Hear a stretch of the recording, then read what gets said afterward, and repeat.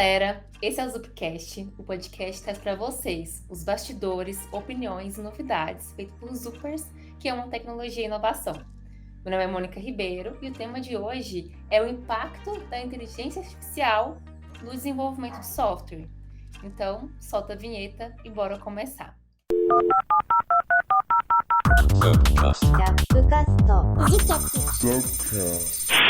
Esse episódio ele vai ser bem massa porque a gente vai discutir o real impacto da inteligência artificial, que também é chamada carinhosamente de IA, né?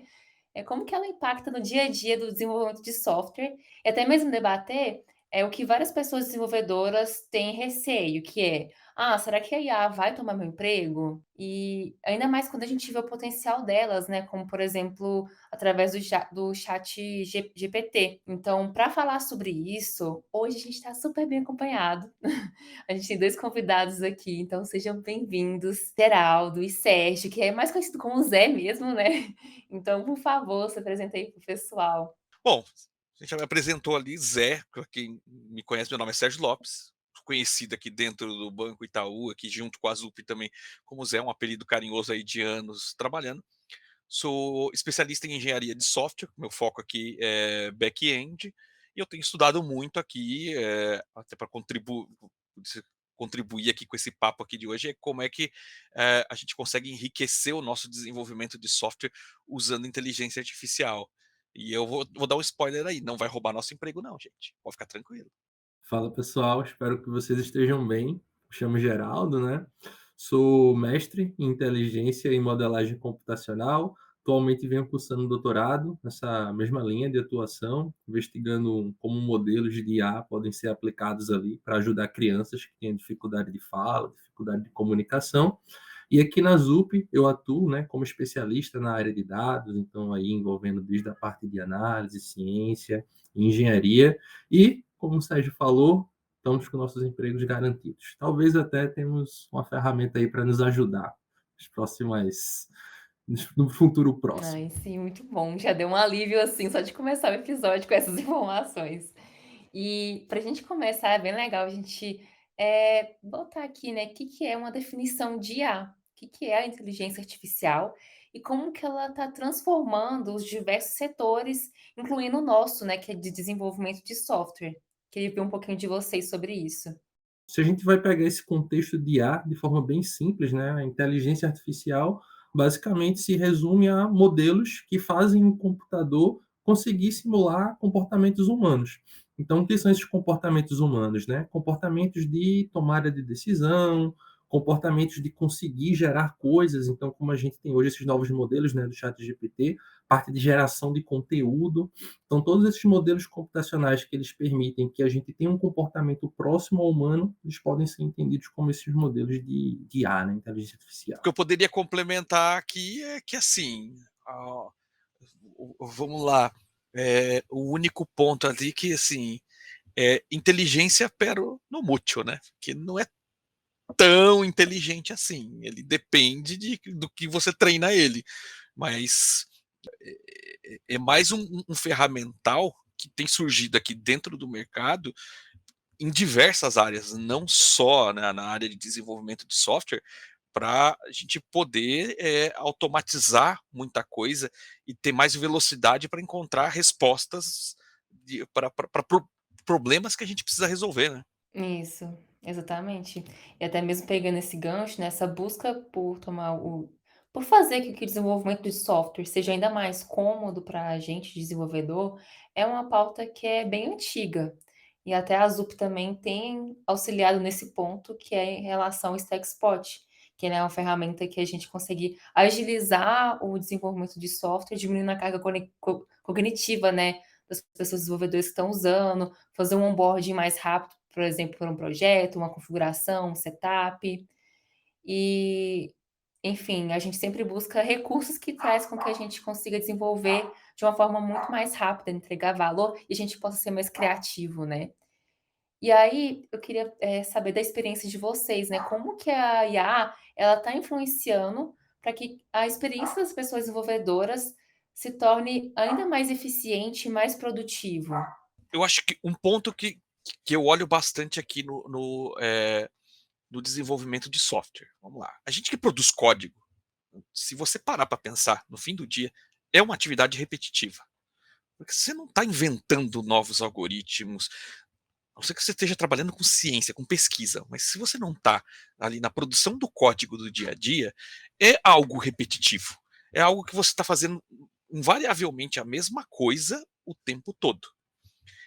E aí, aonde entra aqui a IA que ajuda a gente ali, automatizar isso daí. Então, por exemplo, costumo fazer uma alusão aqui, mas se você pega as próprias ideias de desenvolvimento, coisas, por exemplo, ali no Lombok, no Java, e coisa, qual era o objetivo disso?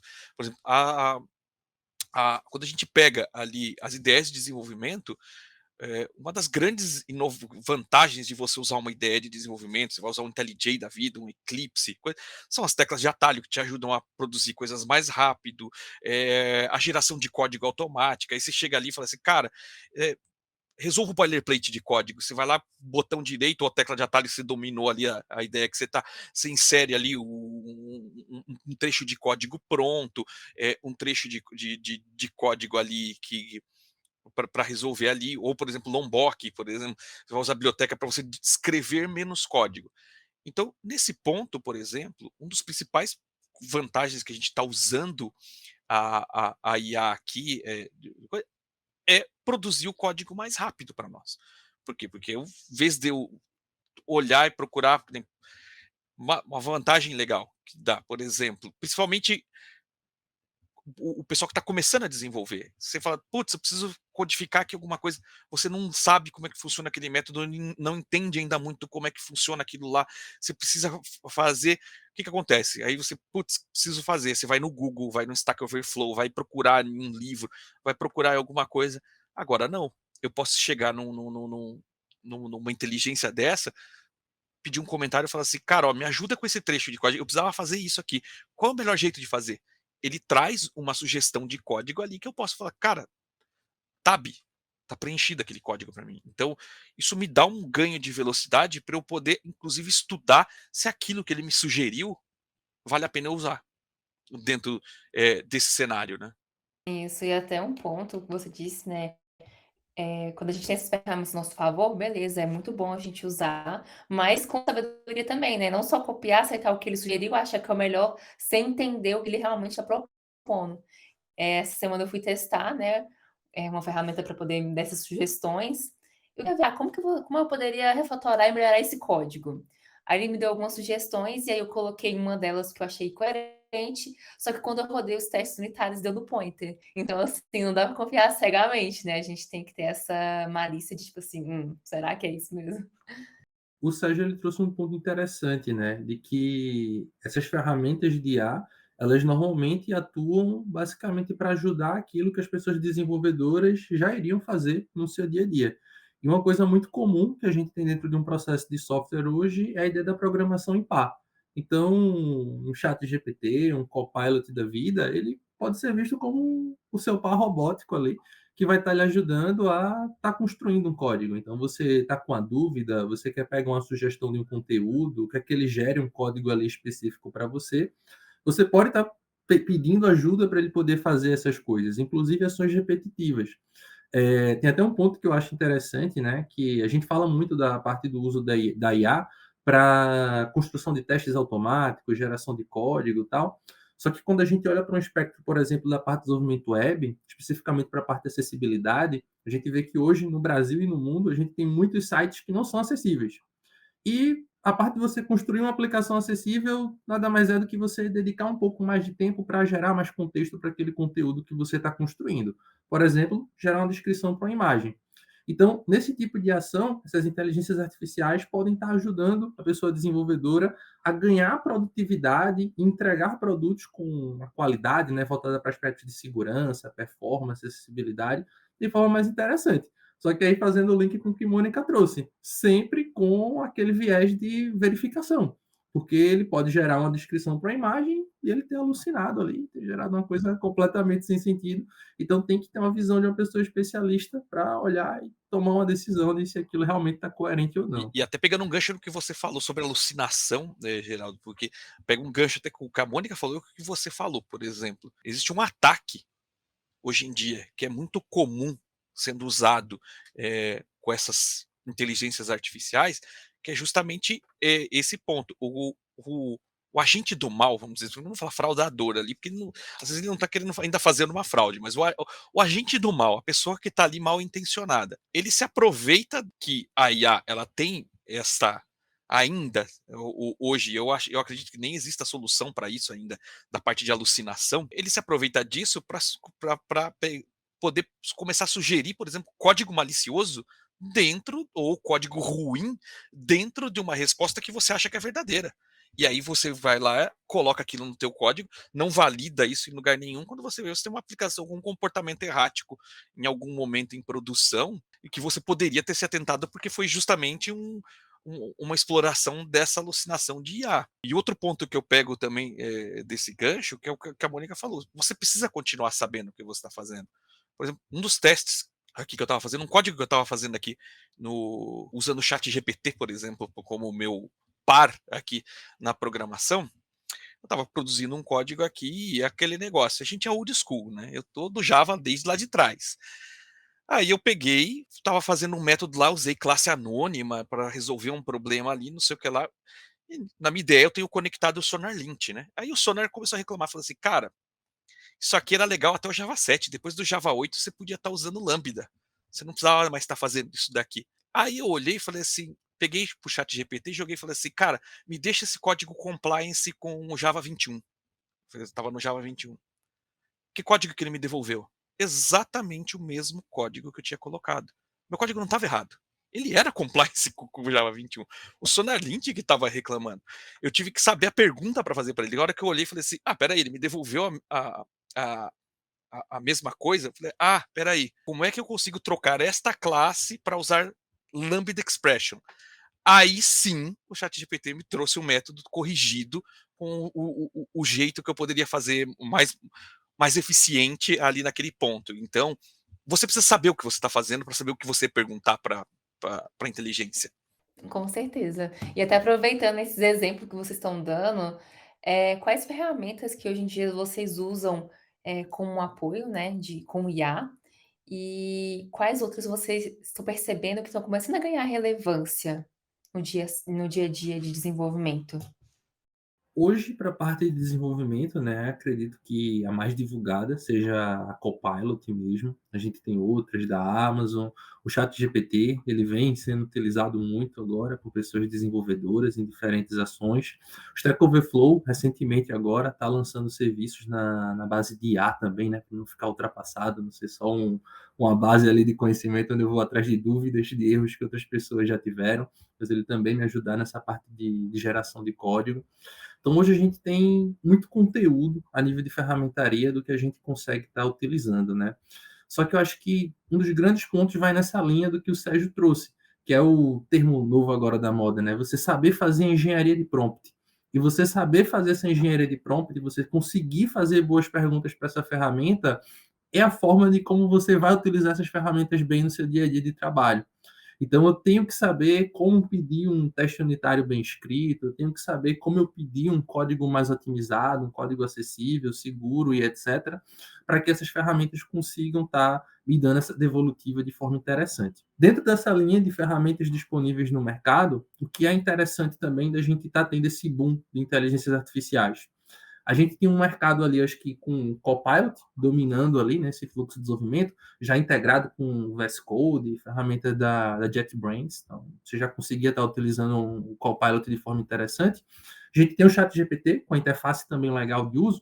Só que agora a gente tem Big Techs começando a se envolver, a estarem liberando novos modelos generativos, né, dessas IAs generativas, de formas complexas. E a gente vai conseguir começar a pegar esses modelos agora open source e começar a criar contextos de domínio específicos para as necessidades dos desenvolvedores e até necessidades de padrões de projetos específicos, e começar a estar facilitando esse processo de engenharia de prompt e tentando reduzir essa quantidade de alucinação desses modelos, né? A gente teve recentemente aí, acho que é o Llama, ou algo parecido do tipo, da Meta, né? Que ele soltou aí, justamente para que a galera consiga estar construindo coisas em conjunto. E como a Mônica trouxe no começo do nosso papo, aqui na ZUP, junto com a StackSpot, a gente também vem criando ferramentas do tipo para a parte de IA generativa para a linha de código. Olha, até pegando um gancho aí do que você falou, Geraldo, tem muita ferramenta, já tem muita ferramenta no mercado, e tem muitas que às vezes a gente pega e elas funcionam bacana em casos específicos, eu acredito, porque, por exemplo, um grande auxiliar aí de desenvolvimento de código é o GitHub Copilot. Esse não, sem sombra de dúvida. O ChatGPT é um grande auxiliador. Eu testei o Google Bard, ele ainda não está dando respostas tão legais quanto o ChatGPT para código, por exemplo. Mas se você pega, se desenvolve para a Amazon, você tem o Amazon Whisperer agora. Eu acho que é o Whisperer que chama, é bonitinho o nome dele. O Whisperer, cara, se você desenvolve código para a Amazon ali, focado em produtos da Amazon, cara, ele voa, porque ele consegue, ele é treinado nos produtos da Amazon, então ele te dá o melhor jeito de você utilizar ali conexões com EKS, fazer o teu YAML lá para você fazer o teu Fargate e tudo mais. Tem o Llama aí da Meta entrando na jogada. Eu acredito, eu ainda não testei, eu só vi o anúncio também do Stack Overflow, lá o Overflow AI. Eu acredito que eles vão usar a própria base do Stack Overflow, que deve ser gigantesca para aprender ali. Se aquilo deve ser bom demais, porque assim, quem nunca usou o Stack Overflow para poder tirar alguma dúvida, ou simplesmente copiou e colou o código lá e botou para rodar, atire a primeira pedra. A JetBrains também anunciou agora, tá? Você consegue, dependendo da versão que você está usando do IntelliJ, eles lançaram agora o AI Assistant em cima do coisa, que ele é baseado também em cima do ChatGPT. Só que a vantagem é que você não precisa ter uma conta no ChatGPT, ele mascara isso para você por baixo dos panos, então eu achei legal. Aí eu acho que o principal ponto é você entender aquilo que você está fazendo, qual é o melhor que vai te atender. Porque qualquer um deles, ainda você vai voltar sempre para a pergunta original ali, né? Você sabe o que você está pedindo para a inteligência artificial? A gente sai do estado de como escrever a melhor pergunta no Google para como fazer a pergunta certa para IA, né? E é engraçado que às vezes pode ser até mais difícil, porque no Google a gente acaba fazendo pegando algumas palavras-chaves e isso já encaminha para uma página do Stack Overflow, alguma coisa nesse sentido, né? E eu tenho uma próxima pergunta que vocês já deram spoiler sobre a opinião de vocês no início do episódio, que é sobre como que a IA, se ela é uma ameaça para nossa carreira. E aí eu queria ouvir de vocês, né, que vocês disseram que não e tudo mais. Queria saber por quê? Olha, eu vou falar justamente por esse ponto, tá? A IA, para responder isso, a gente precisa entender o que a IA não faz. Essa que é a verdade. Porque assim, o que ela não faz, entendeu? Hoje, o que ela aprende? Em termos de código ou qualquer outra coisa, ela precisa ser treinada com um modelo de dados. Então você tem que ter treinado ela com alguma coisa. Então ela é treinada com o quê? Com repositórios. Mas, por exemplo, então ela é capaz de eu falar assim, eu quero fazer aqui, sei lá, somar o A com B na linguagem X. Ela é capaz de me dar um código disso. Só que, por exemplo, ela não é capaz de ainda, não sei se ela vai evoluir no futuro, entender convenção de código. Isso ainda cai para o fator humano, para o desenvolvedor. Então você tem que olhar e falar assim, cara, a convenção do Java, com o nome da classe certinho, isso é você. Ela não vai devolver, ela vai devolver um exemplo de código. Você vai ter que aplicar a convenção ali. Eu não vi ainda nenhum exemplo que eu peguei aqui de IA devolvendo que ela consiga fazer o error handling corretamente, se lidar com erros ali em código. Isso daí ainda está na mão do desenvolvedor. Então, no fundo, o que ela faz? Ela é o famoso Simon diz. Você pede alguma coisa, ela responde alguma coisa, mas cabe a você como fosse num peer review tradicional, num par programming tradicional, que é alguém ele está te ajudando a produzir código, mas você tem que estar lá olhando para falar assim, cara, isso aqui é o melhor jeito de fazer, isso aqui não é o melhor jeito de fazer. Ele pode dar uma sugestão de código, por exemplo, ali, e eu vi isso aí já acontecer ali. Você está num coisa que ele sugeriu um trecho de um código para produzir um singleton. Só que eu estou num trecho de código que ele é altamente multithread. Cara, singleton e multithread vai dar pau. E isso a IA não vai conseguir entender, porque ela não consegue entender o contexto em que você vai estar executando a aplicação. Ela consegue entender que te pediu para você fazer tal coisa. E aí, isso você tem que aplicar e falar assim: não, esse código aqui não vai dar certo, ou isso aqui eu preciso corrigir. Ou como você mesmo falou ali no começo, Moni, você fez o teste, deu no pointer. Assim, eu peguei aqui, uma vez eu fiz a mesma coisa. Eu peguei aqui e falei assim: construí uma classe, eu falei assim, preguiça de fazer. Preguiça, vamos dizer assim, não é preguiça, vamos dizer, não queria fazer ou queria acelerar, vamos dizer assim, fazer os testes. Eu falei assim, cara, fiz a pergunta, joguei, ele me deu 8 testes unitários. A hora que eu fui rodar os 8 testes, 2 não passavam. Opa! Aí eu fui com calma, entender o que ele fez. Falei, ah, tá, era aí. Aí eu corrigi os 2 testes, mas já me acelerou ali. 2 em 8, 6 funcionaram. Foi mais de 70% ali para mim. Isso quando a gente olha não só a nível de mercado, mas até a nível de academia mesmo, esse comportamento das IAs, inclusive, já vem sendo documentado, né. Então, tem estudos desse ano que pegaram ali os principais LLMs disponíveis ali para o mercado para fazer testes e pediram justamente para eles gerarem testes unitários, cenário que o Sérgio comentou, né. Então, olha, gera testes unitários aí para esses cenários aqui específicos. E o que foi que se avaliou? Que esses LLMs, boa parte dos casos, eles falhavam em estar gerando testes efetivos, né. Então, a nível de boilerplate, de eu ter uma base, de eu ter um pair programming, ter ali alguém como par para estar me ajudando a gerar esses testes, tende a ser uma ferramenta muito efetiva que vai estar ajudando a gente a construir produtos de software de qualidade de forma mais rápida. Só que a existência dessa pessoa especialista, dentro de um fluxo ali de uso dessas ferramentas, tem que existir em 2 momentos, né. No primeiro momento, quando você vai fazer a pergunta, porque você tem que saber fazer boas perguntas, e para você fazer uma boa pergunta, você tem que ter conhecimento de domínio sobre aquilo. Então não é simplesmente você chegar e dizer: "Olha, gera uma classe tal para mim". Você tem que dar um contexto ali específico para que ele consiga gerar essa classe seguindo boas práticas. E a análise da saída também, do output da ferramenta. Foi gerado um código como resultado, né? Qual a sua visão crítica em relação a esse resultado que foi lançado ali? Esse código ele realmente é bom? Ele é executável? Ele é executável, mas ele é performático? Ele é seguro e etc.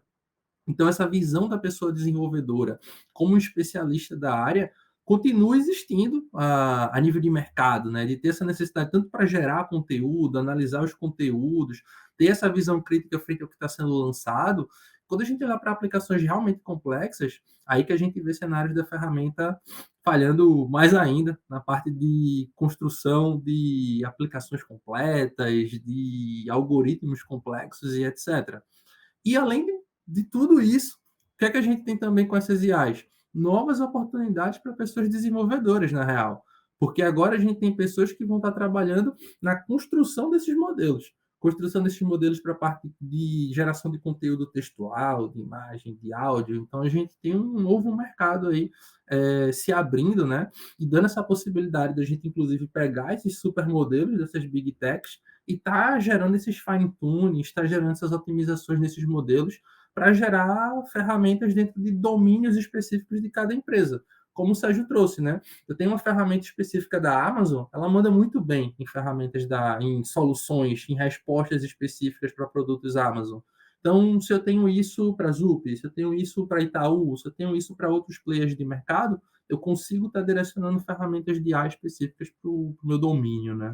É isso, muito legal. E até um ponto enquanto você estava falando, Geraldo, eu me lembrei de um tempo atrás, assim, muitos anos, em 2017, eu estava estudando muito sobre IA, até iniciei um mestrado em IA também, e o tanto que é interessante a gente ver a matemática por trás da IA, que quando ela acerta, ela vai para um caminho que a gente quer, nada mais é do que reforçar sinapses, né, como se fosse um cérebro humano, que é dar mais peso ali matematicamente para alguma parte, enfim. É muito interessante ver como funciona, e a IA também depende de nós desenvolvedores, né, para ela continuar evoluindo como você disse. E vocês deram vários exemplos, dos desafios técnicos da IA e como que a gente usa nossas habilidades como pessoas desenvolvedoras para contornar isso e trazer ela para um momento produtivo para a gente. Mas, e aí em relação aos desafios éticos e também de segurança que estão associadas ao uso de IA no desenvolvimento, como que vocês enxergam isso? Eu vejo que tem uma série de desafios. Então, acho que o tema mais quente quando a gente fala, né, sobre questões éticas voltadas para a parte de uso de IA, a gente cai muito naquilo, que as inteligências artificiais, os modelos, eles são treinados com dados existentes. Então, são dados de seres humanos que geraram ali. Então, se hoje nós temos comportamentos racistas, sexistas e etc., essas inteligências artificiais tendem a reproduzir esses comportamentos se não existe nenhum tipo de regulação lá dentro para limitar que ela dê essas respostas preconceituosas. Olhando especificamente para um processo de desenvolvimento de software, a gente tem a mesma coisa. Se eu tenho uma IA que ela é treinada com códigos, peguei vários códigos lá do GitHub. Dentro do GitHub tem vários códigos que não são clean code, que não são códigos que seguem boas práticas.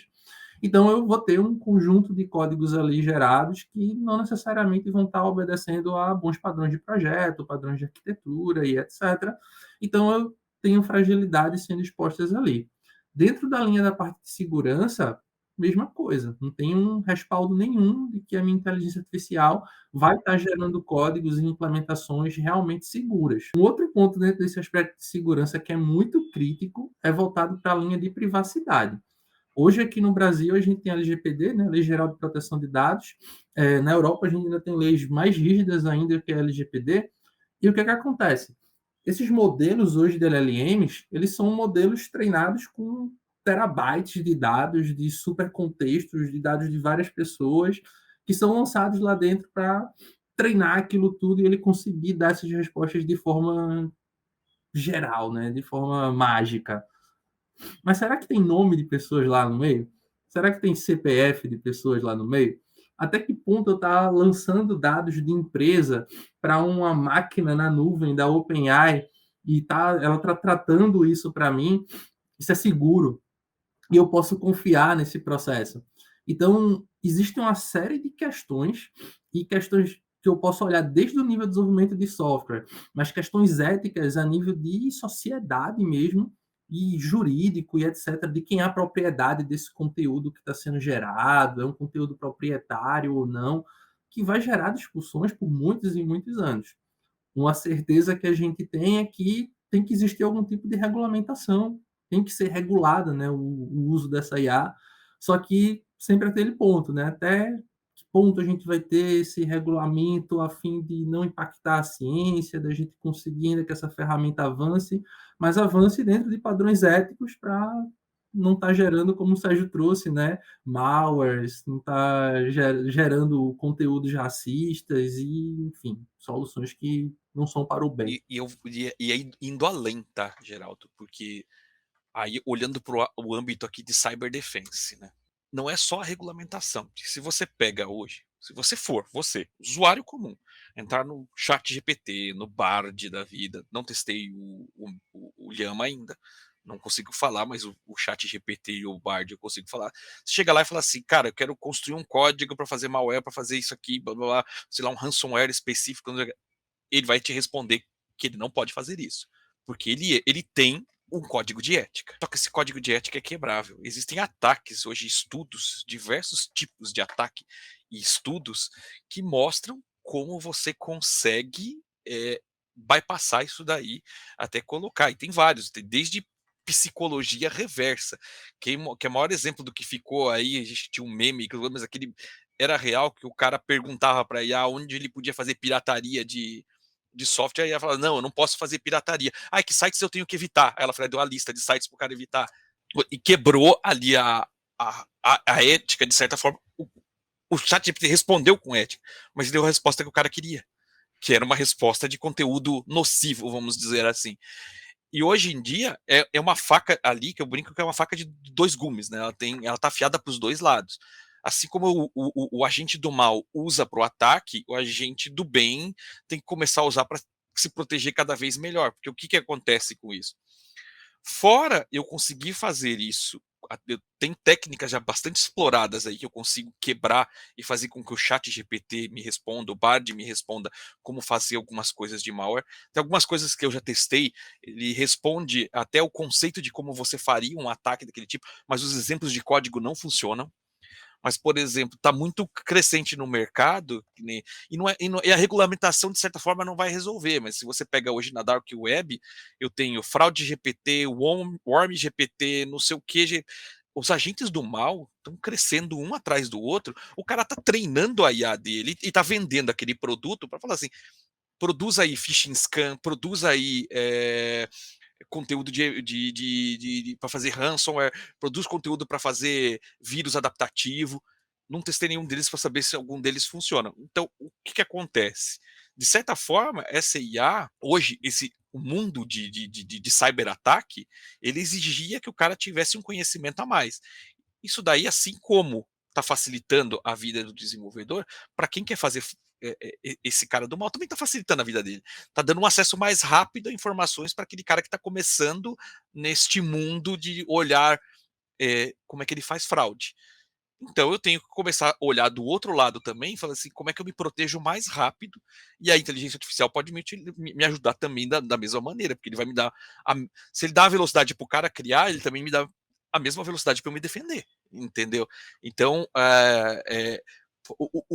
vamos dizer assim que o jogo de gato e rato entre cyberdefense aqui e o agente do mal ficou mais sofisticado. Sim, com certeza. Tem muitos pontos que a gente tem que tomar cuidado, até mesmo, por exemplo, se eu pego um código meu que é muito assim, é um código privado, né, não pode ser exposto, eu acabo colando ele inteiro ali, uma classe inteira dentro da IA para poder tentar ter uma resposta, então eu acabo expondo informações sensíveis e, obviamente, né, ele deve usar isso para treinamento, etcétera, e isso pode dar muito ruim. Então a gente ter essas atenções aí também. Isso aconteceu com a Samsung, né? Foi um case mó famoso. O cara, o software inteiro deles apareceu para fora porque o cara começou a usar para treinar. E aí, óbvio que aí neste mundo corporativo privou, tá lá, mas as empresas em si estão olhando dessa forma, porque, por exemplo, o GitHub Copilot, ele não aprende de código privado, ele só aprende de código público. Então, se você não expõe seu código, você está seguro. O chat GPT hoje ele ainda não tem essa proteção, mas eles estão fazendo uma versão enterprise para poder atender esse cenário, para falar assim, cara, eu consigo não expor o meu cara para fora porque é aquele negócio. Botou lá, você meio que espalhou no mundo, né? Até mesmo assim, pensando em futuro da IA, qual que é a perspectiva de vocês sobre o futuro da IA no desenvolvimento do software? Como que a gente pode se preparar para poder se beneficiar ainda mais do que tem vindo por aí? Eu vou falar, acho que o primeiro ponto é o desenvolvedor ter menos resistência com isso. Eu conheço vários desenvolvedores que o cara, você fala, que ainda torcem o nariz, porque eles acham que isso vai roubar o emprego deles. Não, eu acho o que isso aqui, o grande futuro aqui é você aprender como é que você vai automatizar suas tarefas repetitivas para te dar mais tempo para você focar em inovação, focar em melhoria, focar em evolução das coisas e tirar o mais do mesmo que você já está acostumado a fazer, deixar isso aí fluir. Então, eu acho que o futuro do desenvolvedor é abraçar isso daqui, assim como a liderança ali de desenvolvimento também abraçar isso daqui, para dar esse espaço para você falar assim, cara, eu vou automatizar processos, eu vou tirar tarefa repetitiva daqui para te dar espaço para aprender mais, para melhorar código, para melhorar mais coisas e produzir coisas melhores. E com isso a gente treina, inclusive, a inteligência artificial para ser melhor ainda e nos facilitar mais e cada vez mais a gente produzir eh, coisas melhores e mais rápido, né? E aí nesse ponto de resistência, né, sei lá, se a gente volta aí, os antigos filósofos, eles iam contra o processo de escrita, que eles diziam que o fato de você estar escrevendo o conteúdo ali em algum lugar poderia estar impactando na sua forma de guardar conteúdo, de raciocinar e etc. Só que a gente vê, né, a história nos mostra que não dá para a gente bater de frente com a inovação, com a evolução da tecnologia. Essas coisas vêm e a gente tem que aprender a surfar nessa onda. A gente brincava um tempo atrás que todo dia era um framework JavaScript novo, né? E agora a gente vê que todo dia tem um LLM desses novos para a parte de código, de imagem, de texto e etc. E a ideia é justamente as pessoas desenvolvedoras continuarem esse processo de aprendizado, saber qual faz mais sentido para o seu domínio, para o seu contexto de trabalho. Acho que a nível de futuro aí a gente vai ter a oportunidade de estar utilizando essas ferramentas em outras áreas. Acho que hoje a galera usa muito para a parte de geração de código, dentro desse contexto de pair programming, né? Mas na medida que a gente for melhorando esses modelos, a galera vai ter a possibilidade de estar utilizando eles, sei lá, parte de gerenciamento de projeto, para essas áreas que hoje são grandes dores do mercado de desenvolvimento. Então, sei lá, acessibilidade, soluções web não são acessíveis. É irrisório o número de páginas web acessíveis. Então, essas ferramentas elas têm esse contexto de ajudar a galera a se tornar pessoas desenvolvedoras melhores, realmente conseguir estar escrevendo melhores códigos, dado que tem esse crivo do ser humano, da pessoa especialista. Então, acho que enfim, entrar de cabeça dentro desse processo de aprendizagem, entender como é que essas ferramentas funcionam, dar a oportunidade de utilizar elas no dia a dia, verificar também como utilizar elas para o bem, né? Então, verificando, gerar bons prompts, verificando a saída, não ser só um Ctrl+C, Ctrl+V do conteúdo que foi gerado ali, mas, poxa, isso que foi gerado, o que realmente foi gerado ali é de bom conteúdo. A gente conversou bastante sobre o Stack Overflow. O Stack Overflow ele tinha isso, né? Você tinha uma dúvida, você ia lá, tinha a sua resposta. E você é uma pessoa desenvolvedora que você dá Ctrl+C, Ctrl+V, funcionou, você entrega, já era. Ou você é uma pessoa que você vai ser crítico ao ponto de, poxa, esse código aqui ele realmente está bom? Beleza, resolvi meu problema. Mas eu poderia fazer isso de uma forma melhor? Então, acho que aquele crivo que sempre existiu, ele continua existindo. E é você ter essa oportunidade de usar essas ferramentas no dia a dia e estar utilizando elas para o bem, como boas práticas, que a gente tende a ter um futuro interessante aí nessa parte de desenvolvimento de software. Eu só colocaria um ponto a mais, um case aqui, por exemplo, até colocando em cima do que o Geraldo falou, colocar aqui um ponto interessante, mas não é só automatizar código. Exatamente. Você tem mais automatizações ali. Por exemplo, um exemplo aqui, a gente faz a propaganda dos outros, né? Como diz o outro. Se você entrar lá hoje, sei lá, designer.microsoft.com, ele tem usando o da Meta, se não me engano, a IA da Meta, você gera imagens a partir do IA, você descreve uma frase, ele gera uma imagem. Cara, eu faço os vídeos do meu canal do YouTube. Toda vez que eu fazia um vídeo novo, tinha que ir lá no Canva, fazer o ícone, fazer, não sei, cara, acabou, velho. Eu vou lá no negócio do designermicrosoft.com e falo assim, ó, dado esse logotipo aqui, ó, gera 2 imagens para mim nesse tamanho, com o seguinte tema, tom. Cara, ele faz até o vídeo de entrada pro YouTube, ele faz. Esse é um exemplo de uma pessoa back-end, né, que domina muito de design, usando o IA para o bem. Então dá tudo certo. Eu agradeço demais pela participação de vocês nesse nosso episódio de Zupcast. Foi ótimo o nosso papo de hoje. Então, Geraldo, Zé, muito obrigada. Estão, assim, bem-vindos para futuros episódios, tá? Queria agradecer aí o convite e estou aberto aí. Se quiserem trocar ideia depois, pode procurar lá no LinkedIn, Geraldo Gomes da Cruz. Acho que me acha lá na parte de busca e a gente pode trocar uma ideia sobre inteligências artificiais, aplicabilidade dessas inteligências artificiais, tanto na parte de código, né, de engenharia de software, mas a gente também tem um potencial dessas inteligências artificiais para mudar o mundo em outras áreas, educação, saúde, finanças, enfim. Eu também gostaria de agradecer aqui mais uma vez esse convite da Zup para estar aqui em mais um Zupcast. Fico muito contente de estar participando aqui com vocês e fica aqui também, assim como o Geraldo, me procurem lá, é Sérgio Lopes, não vão achar como Zé, lá no LinkedIn é Sérgio Lopes, mas no Twitter tá Sérgio Lopes SP, o canal no YouTube Sérgio Lopes SP, só me procura lá que vocês me acham, e aí a gente consegue trocar umas ideias também a respeito de toda essa futurologia aí que a gente tem aí de IA no nosso dia a dia. Então, muito obrigada, pessoal. E só lembrando que, para quem quiser conhecer mais sobre quem participou desse episódio, Todas as redes sociais vão estar na descrição desse podcast, assim como as referências que também foram citadas.